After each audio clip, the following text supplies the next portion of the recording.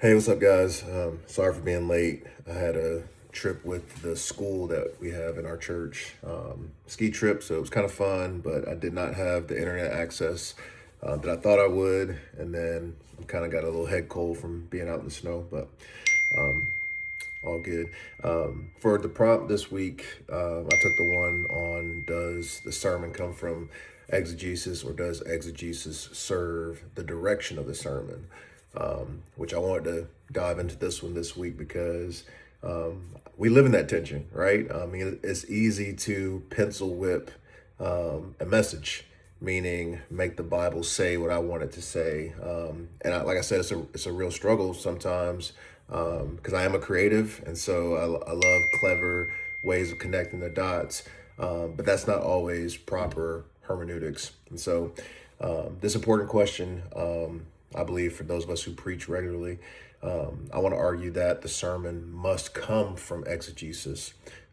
In real ministry practice, that is a dynamic relationship between those two things. So, the first idea, I believe, is that the sermon must be born from exegesis.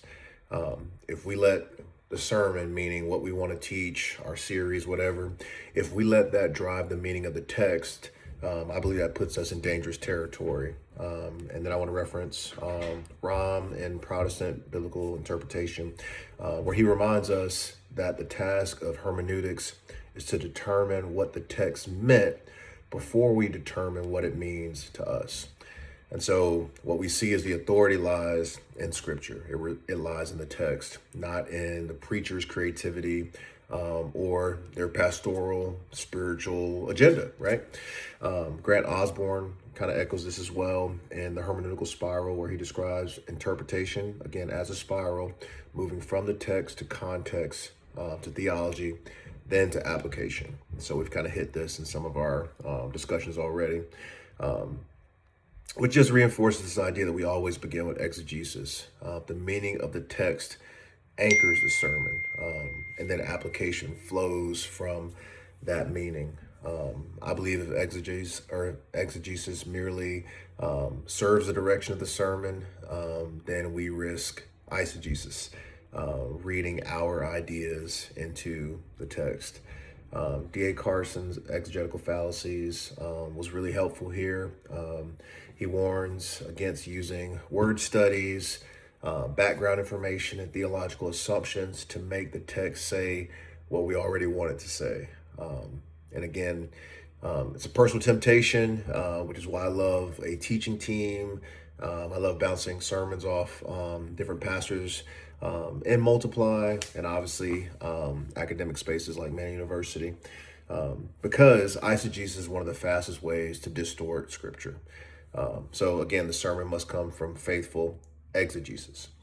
My second idea, preaching is not just raw exegesis. And so I've listened to some guys in person.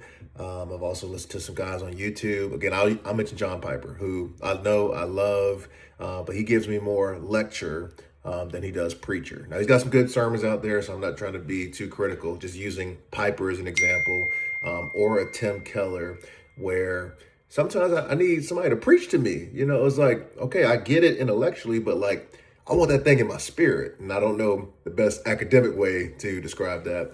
But Vernon Robbins, in Exploring the Texture of Text, reminds us that scripture has multiple textures. So there's things like intertexture, there's intertexture, then you got the social, cultural texture, ideological texture, sacred texture.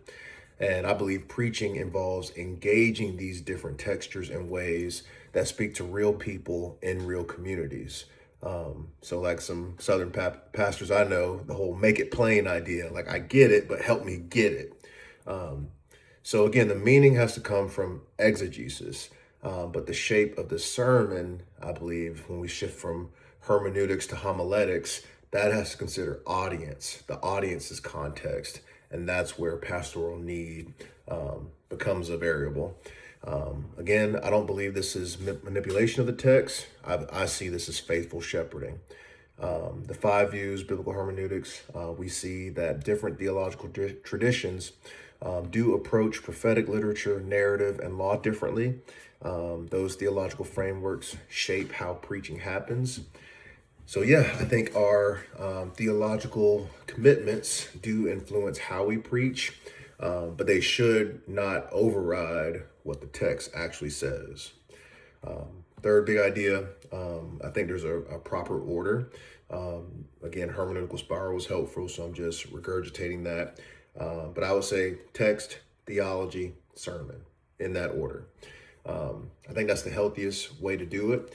The sermon flows from exegesis, and exegesis governs the direction of the sermon.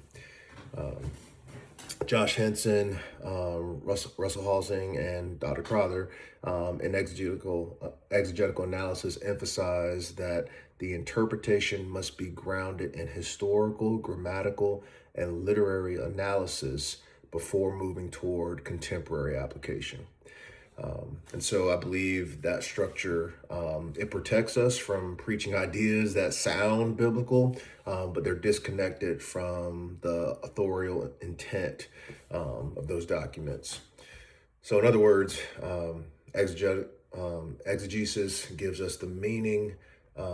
It determines the meaning. What theology does, that's the synthesis. That's where we synthesize, process the meaning, and then preaching, your homiletics, that communicates the meaning. So the sermon is not imposed onto the text. It emerges from the text.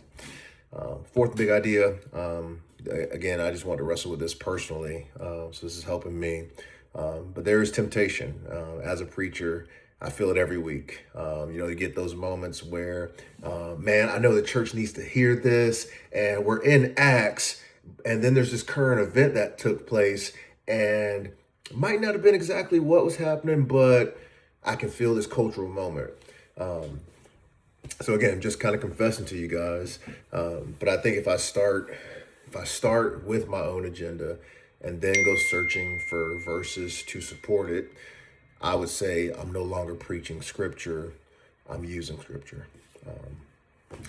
Carson would call that legitimate totality transfer or theological overreach. I believe Rom actually calls it violating the authorial intent. And Osborne would say that we have short-circuited the spiral in our due process to use proper hermeneutics.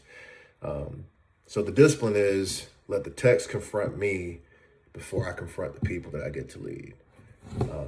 I think a balanced way to just tackle this question. Obviously, the sermon comes from exegesis, clearly argued that, but I don't believe exegesis remains abstract. It moves through the preacher, shaped by theological conviction, informed by pastoral awareness, into a sermon that's designed to be more than information. It's designed for transformation. And so if exegesis serves the sermon's direction, I think we drift into eisegesis. But if the sermon flows from exegesis, then we stand under the authority of Scripture. The direction of the sermon has to be governed by the meaning of the text, and the application of the sermon is shaped by the needs of the people. So my bar, because y'all know I love stuff like that, I try to teach the text, preach the application. Stay faithful, eisegesis, and then as you help people apply it to their lives, I might get a little bit preachy. So thank you for the time. Looking forward to replying to you, Josh, and hearing your thoughts on my post. Peace.